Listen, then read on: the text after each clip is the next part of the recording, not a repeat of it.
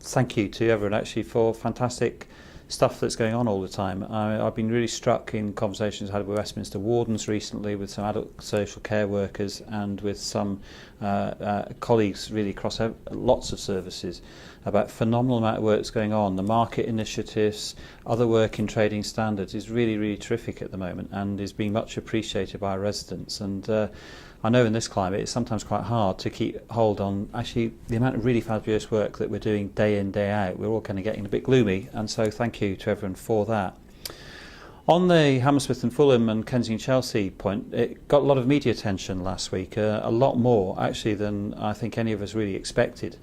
Some of that was because the government itself had highlighted the possibilities of shared services across the public sector using the talks that I've talked to you about over recent months with those boroughs as an illustration.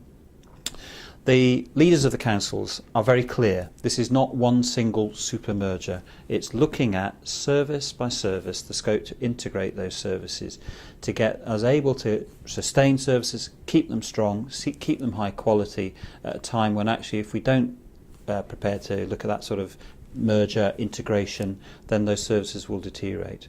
So leaders have agreed for us to take that to the next stage of exploration. 3 separate councils, service by service, look at possibilities for integration, and they'll be taking decisions as to which, if any of those, to go forward with in a phased way in February.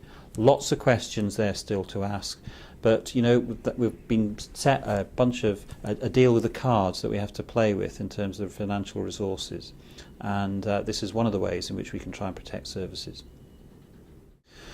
The spending review was pretty much what I think I've been expecting for a few weeks now. It looks like a grant reduction of about 27%. That's a very tough settlement, But there are as many unknowns as there are things that we do know. We don't know how quickly that will happen. I think there's a risk that quite a bit of it will be in the first 2 years.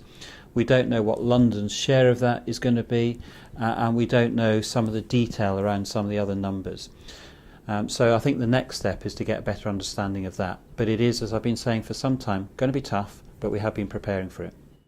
The next steps are, in 5th of November, the leader will be giving a wide-ranging speech on the potential ways in which public services in Westminster might need to change over the coming years.